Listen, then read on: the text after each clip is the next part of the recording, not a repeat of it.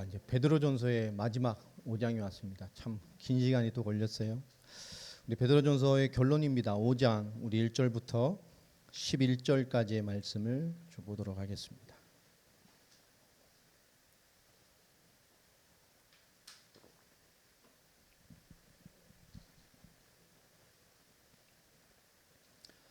찾으신 줄 알고요. 우리 한 절씩 교독하겠습니다. 너희 중 장로들에게 권하노니 나는 함께 장로된 자요 그리스도의 고난의 증인이요 나타날 영광에 참여할 자니라.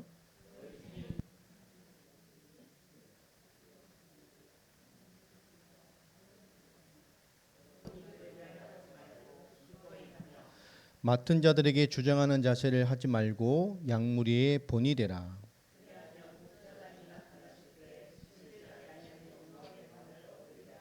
젊은 자들아 이와 같이 장로들에게 순종하고 다 서로 겸손으로 허리를 동이라. 하나님은 교만한 자를 대적하시되 겸손한 자에게는 은혜를 주시느니라.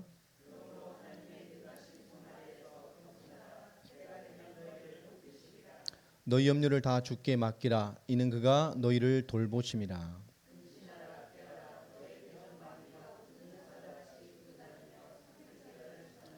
너희는 믿음을 굳건하게 하여 그를 대적하라. 이는 세상에 있는 너희 형제들도 동일한 고난을 당하는 줄을 알미라.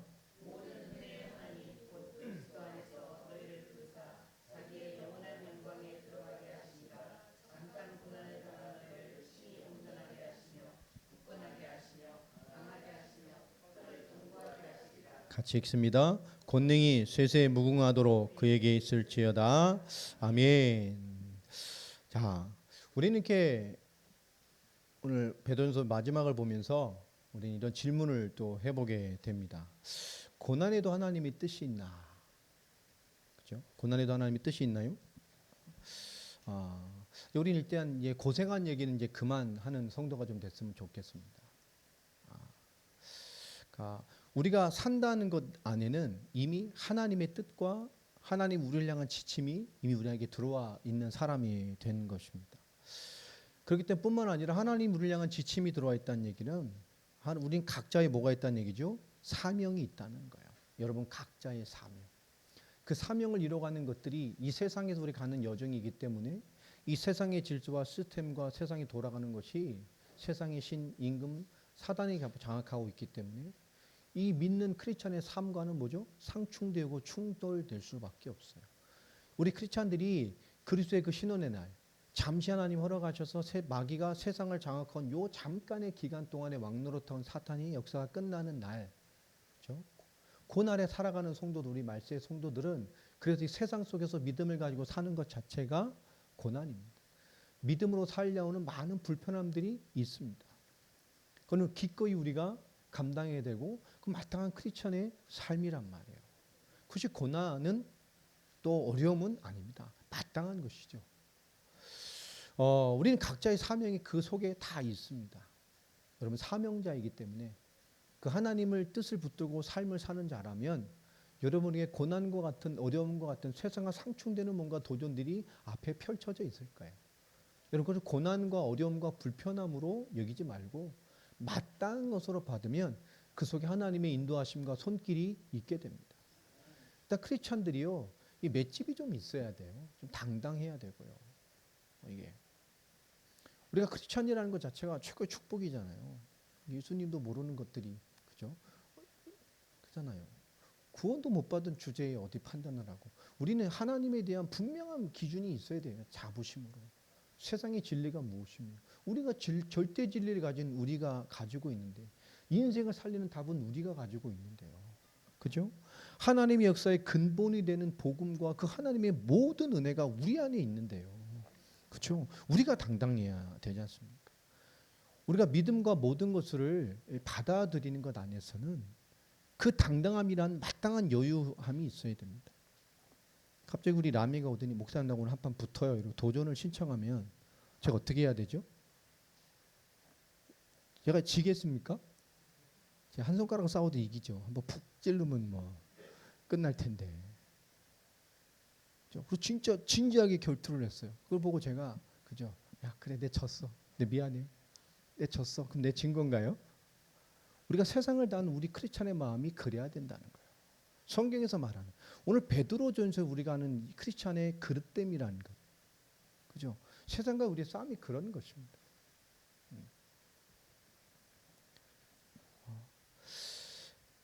오늘 말씀에 보면 우리가 그 순종, 이 순종의 삶을 살아가기 때문에 이 순종으로 오는 많은 도전과 뭔가 부딪힘과 여러 가지 모양들이 있겠죠.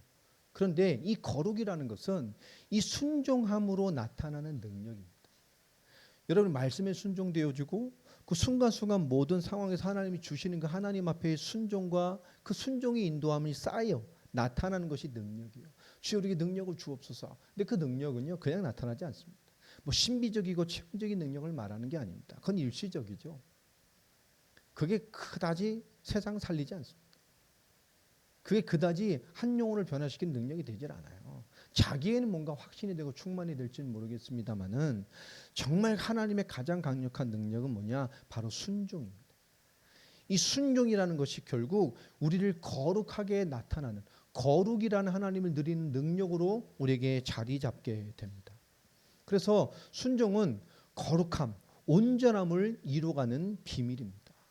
그 베드로전서는 결국은 하나님 앞에서 믿는 자의 온전한 순종을 요구하는 거예요. 근데 그 순종이 어떤 순종이에요? 당당함입니다. 그것이 숨어져 있는 베드로전서 굉장히 큰 사상이에요. 여러분 그 순종함에는 마땅히 불편함이 있어요. 불편함이 있습니다. 예. 여러분 우리 고난도 주를 위한 고난도 있고 살면서 그냥 오는 고난도 있잖아요. 모든 인생은 다 고난이 있습니다. 불신자도 고난도 있고요. 다 평안만 한 사람들은 없어요. 이 고난은 또 다 양면성이 있습니다. 그렇죠? 다윗이 큰 이스라엘의 전쟁 속에 골리앗이라는 그런 고난을 만나지 않았다면 그 조그만 애가 그 소년이 그 어마어마한 대장군을 만나서 그렇죠? 너는 칼과 단창으로 오지만 난 영구의 여호와 만군의 여호와 이름으로 내게 간다. 그렇죠? 내가 철이 안 들어가지고 뭘 몰라서 그렇죠? 온 몸을 그냥 쇠로 다 두르고 있는 그 단창만 그 창만 무게가 몇십 킬로가 되는 거기를 돌멩이 5개 딱 집었어요. 그 말이 뭐죠? 돌멩이 5개 안에 저거 끝낼 수 있다는 거잖아요. 그렇죠? 근데 5개도 안 갔죠. 한 방에 끝냈잖아요. 한 방. 그 상황이라는 건 다윗에게는 고난일 수 있어요. 그저 어려움이 있을 수 있고 신앙으로 고백은 했지만 세상 사람들이 볼 때는 아무도 그 골리앗의 그 하나님을 비방하고 이스라엘을 비방하는 말이 아무도 화답하고 나서지도 않았잖아요. 그 다윗이 골리앗이라는 고난을 만나지 않았으면 그 불편함을 접하지 않았다면 그저 다윗이 역사의 주인공으로 나타날 수 있었을까요? 없었을 것입니다. 우리에겐 큰 풍랑이란 같은 고난이 올 수도 있어요. 그러나 그 큰 풍랑은 결국 무엇을 만들어내는 답이 되기도 하죠. 풍랑을 마저 싸워 극복해내고 싸워내 이겨보면서 유능한 뱃사람을 만들어내는 축복이 되기도 합니다. 결국 오늘 이 베드로 전서 시대에 온 이 로마의 대고난의 시기를 여는 이 앞에 이 4장에 보면 이렇게 시작을 하죠. 4장 12절에 보면 그들에게 이 시험이 어떻게 나타났어요? 불시험이라잖아요. 이 베드로전서의 독자들에게 이 시대의 상황은 시련은 어느 정도 시련이에요? 불시험같이 본 거예요. 그냥 시험이 아니고. 우리가 바라보는 시선이라는 게 참 중요합니다. 어떤 시작을 할 것인가? 모든 상황 속에서. 하나님 계획 속에서 그렇죠. 이전에 우리 선교대 같은 걸 하다 보면 전 세계에 막 선교사님들이 많이 들어오잖아요. 그 속에 이렇게 매년 저희가 하면서 참여하고 하면서 저는 이제 중앙아시아 러시아 쪽 북방 선교 쪽을 있었기 때문에 선교사님들이 모이면 궤법이 있어요. 근데 뭐 중앙아시아나 뭐 러시아나 이 동유럽에 있던 분들은 선교사님들이 모이면 주로 무슨 얘기를 하죠? 선교 보고하거나 뭘 하면 되게 뭐 어떤 얘기하죠? 현장에 어려운 얘기들, 무한 얘기들 더 후원해 주시고 더 도와주시고 그래서 뭔가 계속 후원 받아서 사역을 하시려고 현장에 했던 어려운 얘기들 뭐 그런 얘기들을 많이 하죠. 이렇게 징징거리는 분들이 많아요. 선교사님들만 모여요. 매년 느끼는 거지만 그죠? 그냥 뭔가 좀 힘드니까 주세요. 뭐 이런 뭐 하고 막.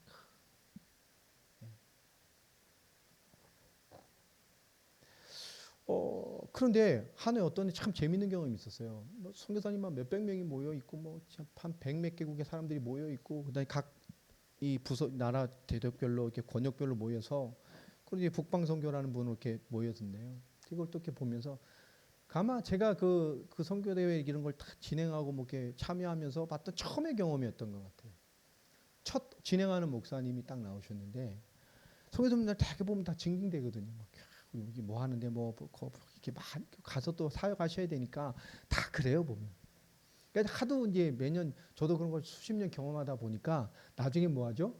안 듣죠. 근데 그 첫 나온 선교사님이 이런 얘기를 하는 거야. 우리가 한 해 열심히 또 사역하고 또 한 해를 승리하고 은혜 받고 힘없고 또 현장을 파송받기 위해서 우리가 3박 4일 기간 동안 모이지 않았냐. 너무 귀중한 시간이다. 그러면서 그분이 하는 거예요. 우리 3박 4일 동안 그죠? 우리 죽는 소리 하지 말자. 저 처음이었어요. 막 감동을 주고 막 우리 뭐 감정적으로 어필해서 뭐 더 후원 받아가고 막 우리 어렵게 살고 있어요. 우리 그런 소리 하지 말자.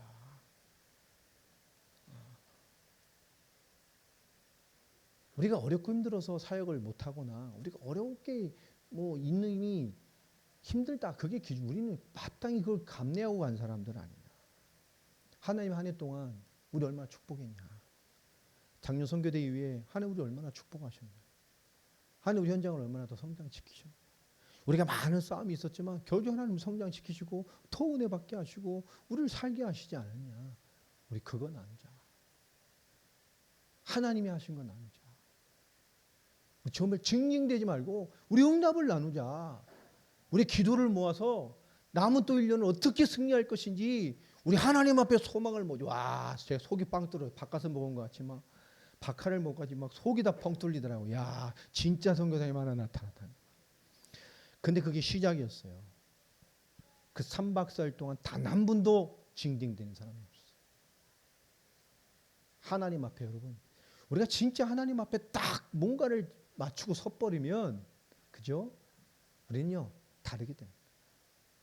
우리가 정말 하나님 앞에 뭔가 생각과 마음과 뜻이 딱 정해지면 우리는 달라져요. 보는 것이 판단이 생각의 관점이 지금을 보는 관점이 지금의 나를 판단하고 지금의 상황을 보는 모든 관점이 바뀌게 됩니다. 여러분 오늘 베드로전서는 우리에게 그것을 지금 요구하고 있는 거예요. 조건과 환경에 매이지 마라. 무엇이 와도 매이지 마라. 그죠? 불시험이 와도 불시험이 고난이 와도 매이지 마라 말이에요. 우리 하나님이 주신 기쁨, 하나님의 열매, 하나님이 주시는 것들 그게 우리에게 많이 있단 말이에요. 오늘 이 원문은 헬라어잖아요. 근데 베드로전서 논란이 참 많은 게 있어요. 이게 진짜 베드로가 썼냐? 예. 성경에 보면 이 갈릴리 어부들 보고 학문이 없는 범인으로 알았는데 막 이렇게 얘기를 하잖아요. 근데 이 베드로전서는요 굉장히 고급 헬라어로 써 있습니다. 문법이나 문체나 흐름이요 굉장히 고급 헬라어로 써 있어요. 요한복음이 더 고급스러운 복음일 것 같죠 글체나. 요한복음은 다 훨씬 월등히 고급스러운 헬라어로 써 있는 것이 베드로전서입니다. 요한복음은 코이네라는 헬라어를 써요. 이게 뭐냐면 보통 시장 언어입니다. 생활 언어. 평이한 언어, 시장 언어예요. 그런데 이 베드로전서는 굉장히 고급 헬라어로 써 있어요. 이 베드로가 쓴 거 맞냐? 뭐. 근데 사도행전 2장에 보면 성령이 역사하시면 방언도 터지고 모르는데 뭐가 안 되겠어요? 다 되지. 일단 성령 충만하면 사람이 똑똑해지잖아요. 진짜예요. 여러분 진짜 은혜 받고 성령 충만 받으면 사람이 똑똑해져요. 생각이 지혜가 생기고 다 똑똑하잖아요. 우리 교회 멍청하게 생긴 사람이 없다. 다 똑똑해져요. 진짜 여러분 성령 충만 받으면. 아니에요? 진짜 똑똑해져요. 여러분. 지혜 생기고요. 하나님 주신 게 있다. 얼굴도 이뻐지지만 최고의 성령은 성령 충만 받는 거예요. 그러니까 막 사람이 눈이 막 다 이뻐 보인다니까. 근데 논란이 될 건 없죠. 왜냐하면 사도 바울도 이 대필자가 있었잖아요. 두기오라는 성경에 보면 근데 이것도 실루아노라는 사람이 대필한 겁니다. 실루아노 누구죠? 실라. 사도행 16장에 바울과 복음 전하다가 감옥에 간 현장의 사역자. 거침없이 어느 현장에 뛰었던 그 사람. 네, 이 사람이 굉장히 똑똑하고 또 레벨이 있는 사람이었던 것 같아요. 그 사람이 기록한 것입니다. 바울이 부르고 그 사람이 정리해서 써서 이 베드로전서가 된 것이죠. 오늘 베드로전서 5장은 결국 마지막인데요. 오늘 제목이 뭐였죠? 신앙의 체크리스트. 체크리스트입니다. 이렇게 체크하면서 살아내라는 것이죠. 오늘 여러분이 체크리스트를 잘 기억하셨다가 모든 삶에 이것을 체크하시면서 사시기 바랍니다. 이 마지막 시대에 우리 크리스찬의 신앙의 체크리스트를 설명하고 있어요. 크게 말하면 뭐 7가지, 8가지 될 텐데요. 한 5가지로 한번 정리해 보겠습니다. 베드로전서 5장 1절에 보면 너희 중 장로들에게 권하노니 나는 함께 장로된 자여 그리스도의 고난의 증인이요 나타날 영광에 참여할 자니라. 오늘 나는 장로다 얘기를 하죠. 그런데 너희 중 장로들에게 권하노니까 장로만 들어라 이런 메시지일까요? 아닙니다. 오늘 이 말은 정확히 원문상으로 보면요. 우리에게 말하는 거예요. 국군 장병 여러분, 여러분에게 오늘 중요한 말씀을 전합니다. 누가 한다면. 그런데 오늘 특별히 일선에서 수고하시는 우리 전방에 있는 귀중한 전방 부대인에게 내가 특별히 더 권만하겠습니다. 그 말은 뭐죠?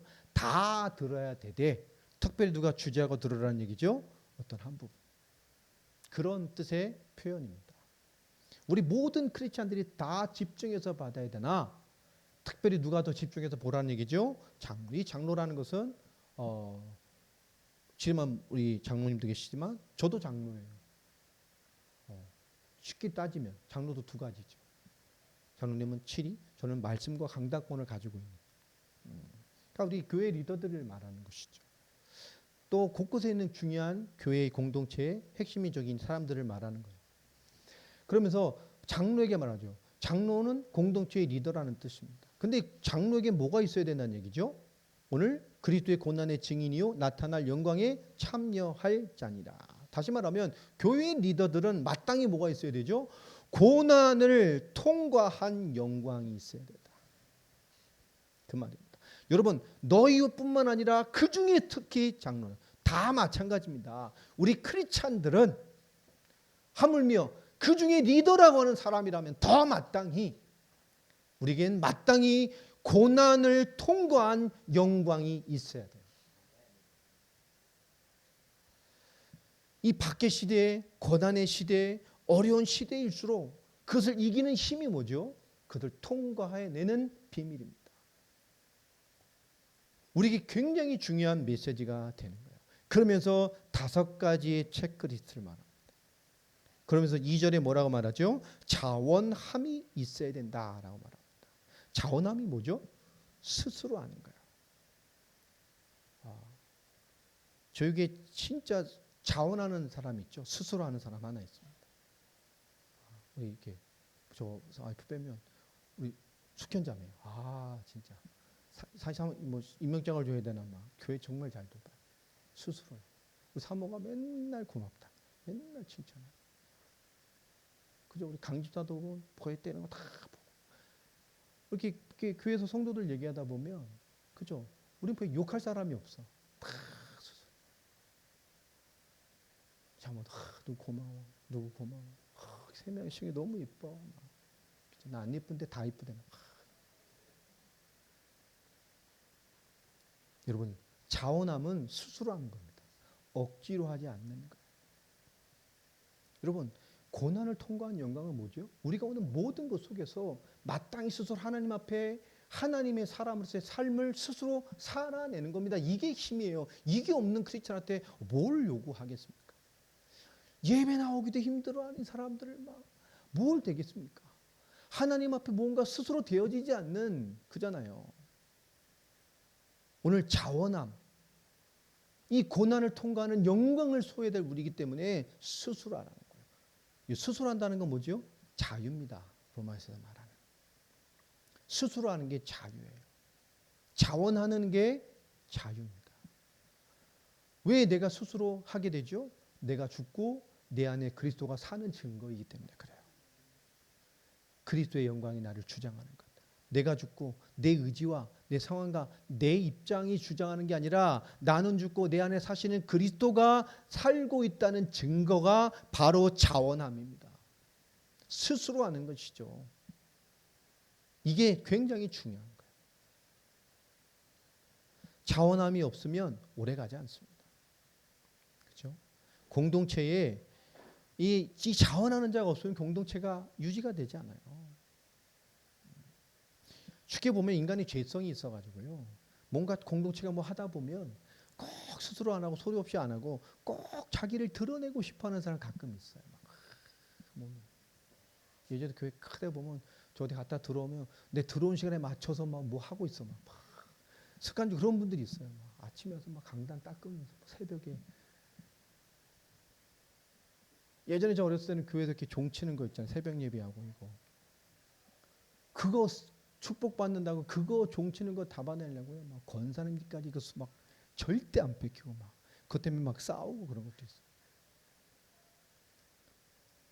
그게 축복된다고. 자손도 축복받는다면서.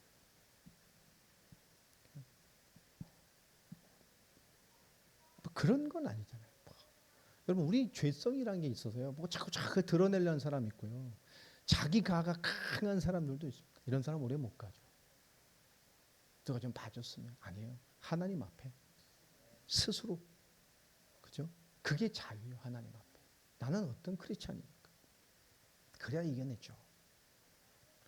두 번째는 뭐라 말하죠? 3절에 맡은 자들에게 주장하는 자세를 하지 말고 약물에게 뭐가 되라고요? 본이 되라고요. 이 본이 되라는 말은 예수님이 우리의 왕, 우리의 주인 자리에 모시라는 얘기입니다. 본이 되라. 네 삶의 주인이 누구인지 그 모델이 되라 그 말이에요. 여러분 인생의 주인이 누구십니까? 예? 그렇죠. 예수님이 주인 자리에 있어야 돼요. 우리 CCC 사역리에 보면 인생의 주인 의자가 나오잖아요. 그죠? 그 의자에 그죠? 누가 주인으로 앉아 계십니까? 혹시 예수님을 발판 삼아 있지 않아요? 뭐 깔판 삼고 있습니까? 뭐 방석 삼고 있어요? 내 인생의 주인이 누구냐 말이에요. 우리 그리스도인, 크리스찬은 말 자체가 그리스도를 따르는 사람. 다시 말하면 또 하나의 작은 그리스도라는 뜻입니다. 이게요. 그러니까 성도란 말은 뭐죠? 마땅히 크리스찬이란 말은 내가 보여주는 성경이어야 돼요. 또 하나의 작은 그리스도입니다. 우리가. 그게 크리스찬이란 말이에요. 여러분이 보여주는 성경이에요. 사람들 앞에. 그래서 예수님은 우리에게 본을 보여주셨습니다. 우리도 그 그리스도를 따라서 그 뒤에 본을 받아 우리도 본이 되는 사람이 되어야 돼요. 기도의 본, 예배의 본, 삶의 영성의 본. 여러분 본이 되시길 바랍니다. 인생의 내 주인의 자리에 그리스도가 계심을 삶으로 나타내는 사람이 돼야 돼요. 이게.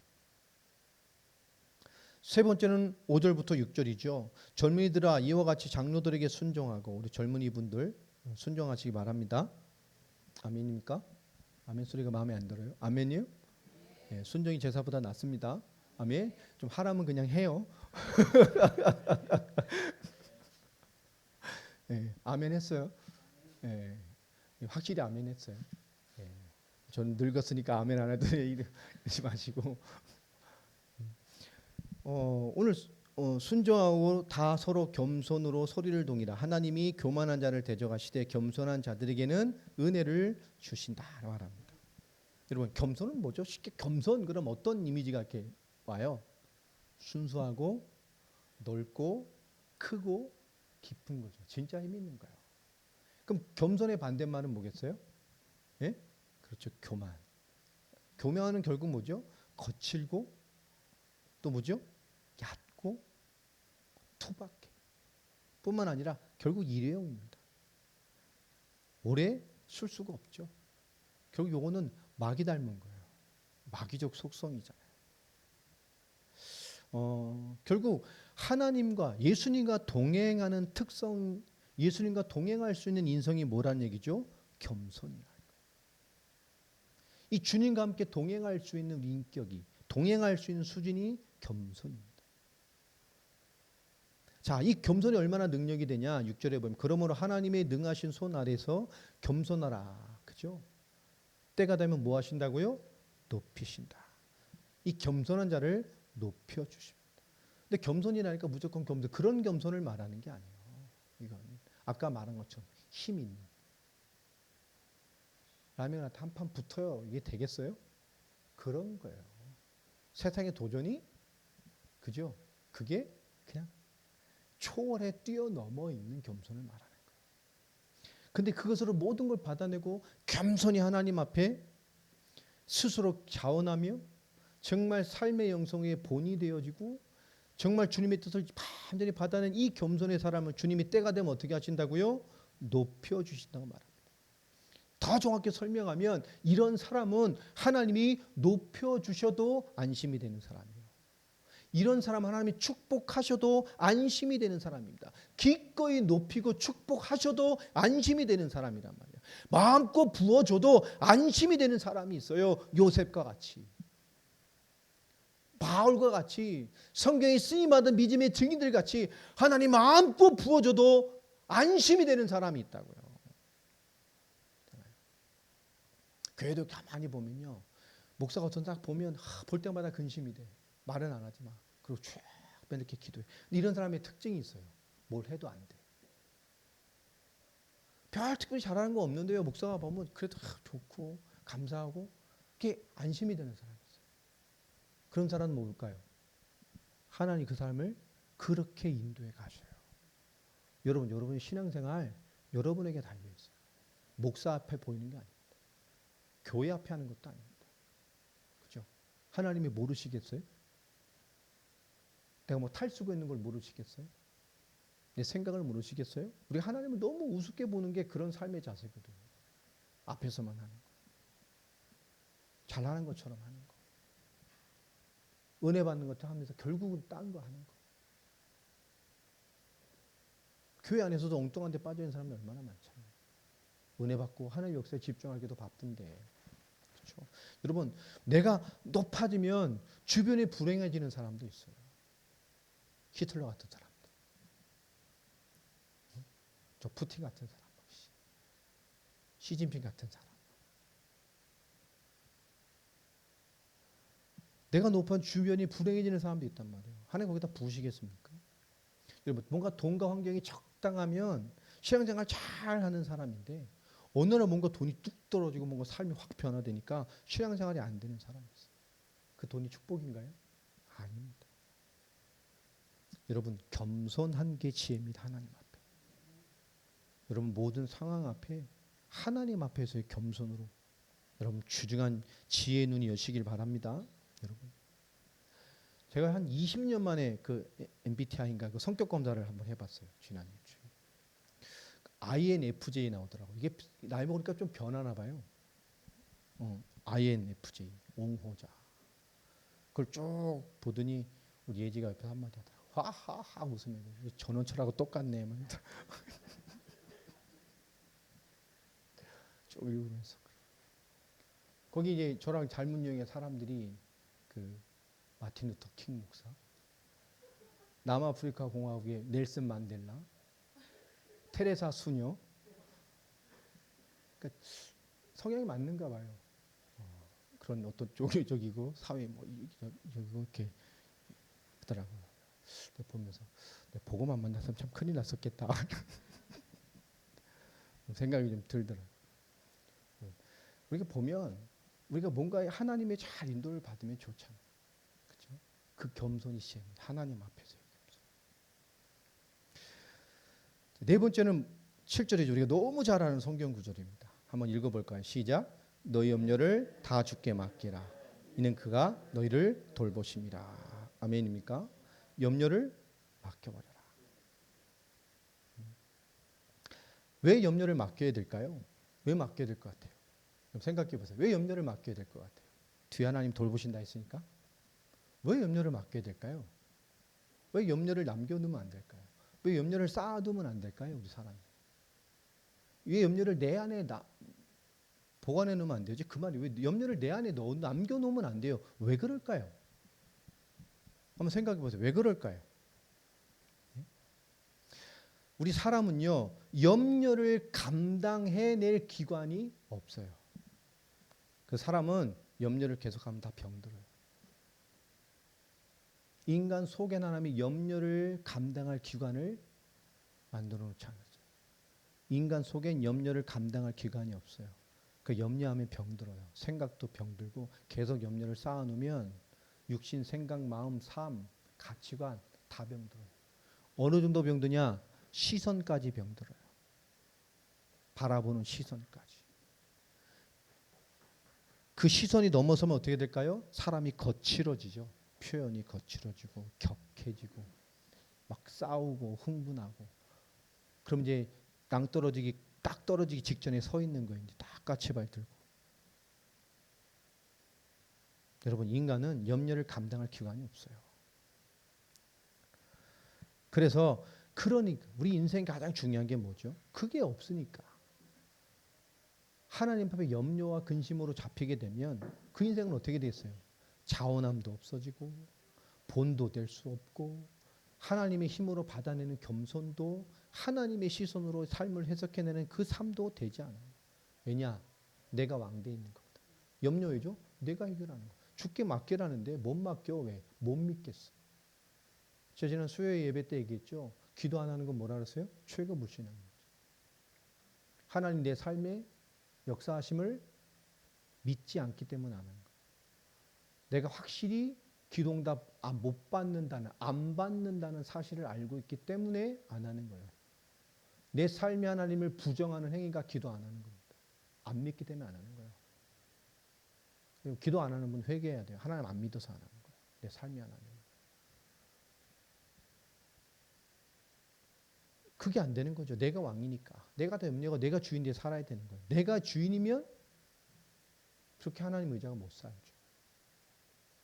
우리가 못 맡기는 이유가 뭐냐? 불안하고 염려해서 그래요. 하나님께 맡기지 못하기 때문에. 염려하지 말라는 건 하나님을 인정하는 삶을 말하는 거예요. 놓치지 마세요. 우리 인간에겐 염려를 담당할 기관이 없어요. 그래서 하면 병들어요. 그래서 염려를 주께 맡겨버려라. 이 원문에는 뭐로 되어 있죠? 이게 던져버리라고 됐죠. 이 성경을 바로 직역한 성경이 NRT 성경이에요. NRT. 나중에 사서 한번 보세요. 근데 이 NRT를 직역한 게 킹 제임스 성경이란 말이에요.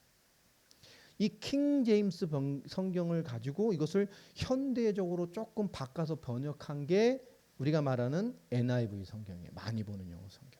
그걸 모토에서 많이. 이게 근본적으로 뭐냐? 이 염려를 맡겨버리란 말은 던져버리라는 것 뜻입니다.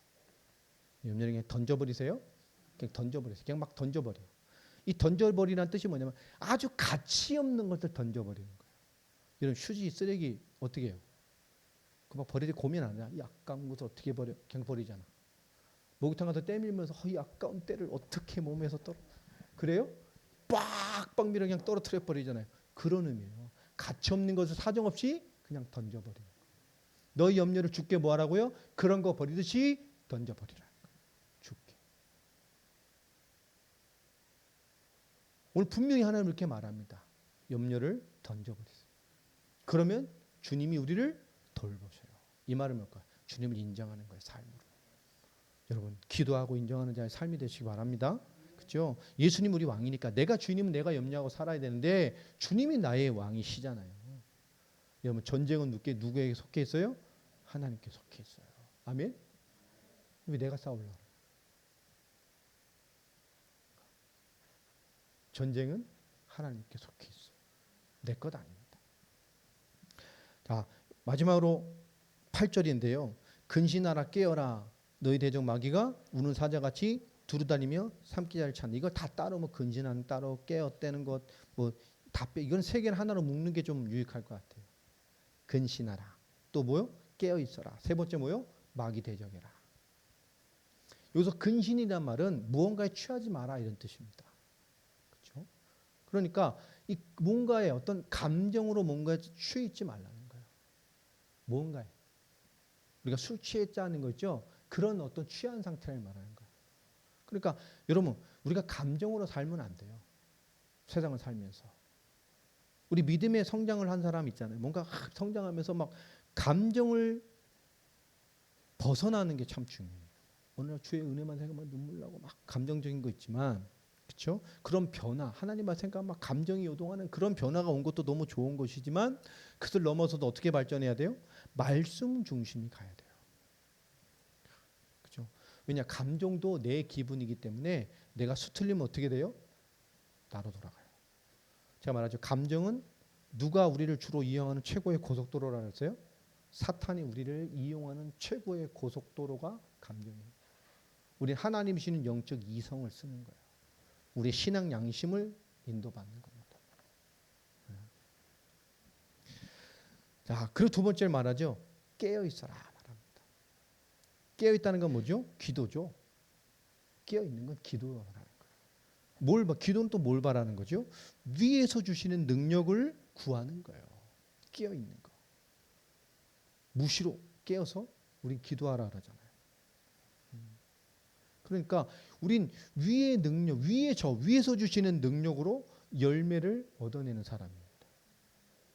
위에서 주신 특별히 5장 10절에 보면 위에서 주시는 능력으로 우리에게 어떤 열매가 맺어지는지를 설명하고 있어요. 10절 한번 읽어볼까요? 시작. 모든 은혜의 하나님 곧 그리스도 안에서 너희를 부르사 자기의 영원한 영광에 들어가게 하시니가 잠깐 고난당한 너희를 친히 뭐 하시려고요? 온전하게 하시고 굳건하게 하시고 강하게 하시고 털을 견고하게 하신다. 아멘입니까? 그죠? 근신, 감정에 치우쳐 살지 말고 깨어서 기도의 능력, 위의 능력을 구하고 그리고 마귀를 대적하는 삶을 살면 뭐가 와요? 이런 열매가 오게 돼 있어요. 이게 신실한 영적 삶이 깨어 있는 거잖아요. 여러분, 기도는 나를 벗어나서 위에서부터 주시는 능력을 힘입어서 살아가는 게 기도입니다. 이게 특별히 8절에 보면 마귀를 뭐하라 그러죠? 대적하라고 말하죠. 그러니까 마귀는 뭐 하는 존재예요? 우리가 대적해야 되는 존재인 거예요. 그럼 대적하시기 바랍니다. 그렇죠? 야고보서 4장 7절에도 말씀하잖아요. 너희는 하나님께 복종하라. 그리고 마귀를 대적해라. 그리하면 너희를 피할 것이다. 그러니까 마귀는 뭐 하는 존재인 거예요? 대적하는 존재예요. 대적. 그러니까 신앙생활은 결국 뭐 하는? 신앙생활의 가장 중요한 핵심은 뭐죠? 마귀를 대적하는 거예요. 마귀하고 타협하는 게 아니고. 내가 요만큼 해줄게, 너 요만큼 해, 이런 게 아니라니까요. 마귀는 대적하는 거예요. 마귀와 타협하는 게 아니란 말이에요. 그게 이 엘리야가 잘 나와 있죠. 바알과 아사라 선지자 850대 1로 싸웠던. 그죠? 뭐가 하나님의 증거냐? 불로 역사하는 게 신의 증거다. 그 불 떨어지기로 하고 안 되잖아요, 막. 그거 난리구슬 쳐도 안 되죠. 엘리야가 그 사람들 끝나고 나서 뭐 합니까? 막 도랑에 그 재물 위에 물을 쏟아붓잖아요. 물을 얼마나 붓어요? 그 제당에 흐르는 그 제단에 물이 물고랑이 될 만큼. 근데 어떻게 됐어요? 하늘에 불 떨어지고 불이 뭐에 따르죠? 물을 핥아버렸다 하잖아요. 하나님의 능력이. 그러니까 우리가 그게 하나님의 능력이에요. 마귀와 대적하는 거. 하나님 그렇게 대적하니까 불로 역사하셔요. 그 삶을 인도해간다. 그러니까 마귀는 뭐 하는 거죠? 대적하는 거예요. 마귀가 원하는 싸움을 하면 그 싸움으로 대적해버리면 되는 거예요. 이게 마귀를 이기는 가장 강력한 비밀입니다. 근심으로 쳤어요? 근심이란 거 가지고 마귀를 대적해버려요. 얘네 연약함으로 그러니까 그 연약함을 가지고 마귀를 대적해버리라. 거기에 하나님의 놀라운 영적 비밀이 숨겨져 있어요. 그러니까 우리 시험 중에 가장 큰 시험이 뭐죠? 마귀에 의해서 우리가 다른 생각을 자꾸 하게 되는 게 가장 큰 시험이란 말이에요. 그게 사실은 대적을 해야 되는데 마귀의 시험 때문에 마귀의 시험에 의해서 다른 생각을 자꾸 하게 되는 게 하나님 여기서 멈춰라. 그런데 또 생각해죠. 여기까지만 멈춰라. 여기까지만 막 이번만 한 번만 더 뭐 이렇게. 이게 마귀가 시험 중에 가장 무서운 시험입니다. 다른 생각을 하게 하는 거. 그렇죠? 근데 마귀를 보면 마귀를 어떻게 설명했죠? 마귀가 우는 사자같이 두루다니며 삼킬 자를 산다니. 이 참 무서운 말이에요. 그 마귀는 두루다니며, 그러니까 마귀는 계속 싸돌아다니, 쉬지도 않아. 그 마귀의 특징이 뭐예요? 싸돌아다닌단 말이에요. 쉼 없이. 김씨, 박씨, 김씨, 막기 계속 뭐죠? 신방단, 신방. 싸돌아다닌다고. 쉼 없이. 하나님 분명히 말해. 우는 사자같이 두루다니니 계속 싸돌아다녀요. 쉼 없이. 가서 여러분 신방 가고 우리 교회도 찾아와서 두드리고 그죠? 공격할 놈 없나? 그러니까 다 교회에서 막 험담하게 하고 이간하게 하고 문제되게 하고 낙심되게 만들고 엉뚱한 거 보이게 만들고 좋은 건 안 보이고 막 시험 들 것만 가지고 만들고 이런 거예요. 막 어떤 사람은 심한 사람은 눈빛만 마주쳐도 시험 들잖아요. 나는 그냥 쳐다봤는데 목사님 이상하게 쳐다봤다면서 자기를 뭐 이렇게 그죠? 좀 안 좋은 사람 같이 좀 딱 안 좋은 시험을 언제? 난 눈빛이 원래 그래 그런 게 아니에요. 이런 거. 뭐 장로가 어째 뭐 이게 전부 뭐죠? 마귀가 온 교회를 싸돌아다닌다고 여러분. 이 마귀의 전문사역이 뭐라고요? 싸돌아다니는 거예요. 여러분 뭘 잡으면 대적이 될까요? 말씀을 잡으면. 9절에 너희는 믿음을 굳건하게 하여 그를 대적하라. 왜요? 이는 세상에 있는 너희 형제들도 동일한 고난을 당하는 줄 압니다. 우리 나만 하나님이라 아니에요. 여러분 말씀 잡으면 대적이 돼요. 말씀이 나를 깨면 그게 믿음이 살아있는 거죠. 말씀 앞에 하나님 역사 앞에 겸손히 나를 딱 드리면 대적이 됩니다. 자, 여러분 뭐 이걸 좀 보면 어떤 종파는 모든 게 다 마귀하고 연결되잖아요. 귀신 막 감기 걸려도 막 감기 귀신 막 거울 보고 막 쥐눈을 보고 막 감기 귀신 떠나가라고. 근데 그런 사람하고 뭐 있어본 적이 있거든요. 미쳤네 저거. 약 먹으면 되지 뭐. 감기 귀신 막 마귀 막 쫓아내. 한번 제가 청년 사회 갈 때요. 좀 그쪽 계로 신앙생활하던 애가 우리 교회를 등록해서 왔어요. 청년이. 저도 몰랐는데 그쪽에서 왔다가 자기 뭐 어머님하고 이렇게 새벽 교회를 기간을 정해서 교회 다니면서 다니다가 청년인데 엄마하고 새벽 기도 다닐 정도니까 한동안 오기 시작하던 새벽인도인데 꾸준히 한 두세 달을 새벽 예배 오더라. 그때 어느 날 등록을 해버렸어요. 딱 알고 봤더니 그쪽 서울에서 그쪽 교회에서 신앙생활 하다 오신 분 귀신놈 막 이런. 근데 제가 뭐 얘를 좀 무슨 훈련을 시키려고 제가 이렇게 뭘 숙제를 해서 뭐 어떤 날 이렇게 좀 뭘 하라고 했는데 이 자매가 새벽에 약속했는데 못 왔어. 희한하게 얘가요. 야 너 근데 왜 못 왔어? 그랬더니 얘가 저한테 이런 말. 내가 잠 귀신하게 잡혀가지고요. 제가 만나서 내가 웃으면서요. 잠 귀신이 뭐 마귀 아니에요. 지가 잠자놓고서 왜 마귀 탓을 해? 너 어제 몇 시에 잤어? 제가 뭐 바쁜 일 있고 뭐 직장 일 있고 뭐 해다 제가 거의 뭐 2시가 다 됐어. 그 4시에 일어나서 나오려면 힘들지. 지가 쳐자놓고 왜 마귀 탓을 하냐. 마귀가 억울한 경우도 있어요. 가끔 내가 보면. 있잖아요. 나쁜 놈이니까 다 나쁘게만 보여줬지. 가끔 마귀가 억울할 때도 있어 보면. 지가 쳐자놓고 왜 마귀 내가 잠귀신에 빠져가지고. 뭔 잠귀신이야. 지가 잠귀신에 잡혀 그래 웃겨서. 그렇잖아요. 여러분 마귀는 전능하지 않아요. 우리가 굉장히 전능한 것처럼 막 만들어. 그죠? 우리가 마귀는 절대 전능하지 않아요. 우리 스스로가 이렇게 마귀를 전능하게 하십시오. 마귀는 뭐 하고요? 대적하는 거예요. 그렇잖아요. 대적하는 거라. 그러면서 12절부터 마지막 인사를 합니다. 그러면서 내가 신실한 형제로 아는 실라노. 이게 실라입니다. 실라. 로마식 발음으로 하면 실루아노. 그죠? 원 이름으로 하면 실라. 이렇게 되죠.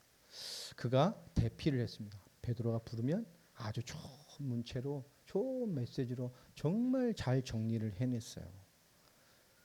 실루아노로 말미암아 너에게 간단히 써서 권하고 이것이 하나님의 참된 은혜임을 증언하노니. 그죠? 이것을 쓴 이유는 뭐 사도 이 베드로의 마지막 중심은 이걸 왜 썼죠? 하나님의 참된 은혜가 그들에게 자리 잡도록. 이 고난의 시대에 이것이 참된 은혜의 삶이었다라고 말하는 증인이 되는 삶을 가슴에 담도록. 그죠? 잘 싸워 이겨내자, 이겨내잖아요. 고난이 끝나도록 기도하자, 이게 아니잖아요. 어려움 없도록 기도. 우린 그랬을 거예요, 그죠? 이 싸움이 빨리 끝나고 네로를 불러가 주시옵소서 이러면서 우리 막, 그렇죠? 그리고 택하심을 함께 받은 바벨론에 있는 교회. 바벨론은 이 구약이 없어진 지가 얼마인데 그 바벨론 말하는 게 아니라 로마를 말하는 거예요. 이 성경의 이상에서 바벨론은 타락한 세상, 타락한 교회, 저 로마를 통칭으로 지칭해서 부를 때 쓰는 이 은유적인 표현이 바벨론. 로마를 비롯한 타락의 저와 세상들. 그 로마에 있는 교회가 너희에게 무난하고 내 아들 마가도 그리하느니라.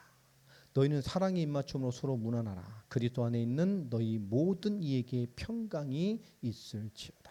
그렇죠? 기도합니다. 그들. 고난 짧게 끝날 거야. 고난 잘 이겨내. 이런 말 하잖아요. 베드로는 알고 있었습니다. 이 고난의 시작이 결코 멈추지 않을 것을.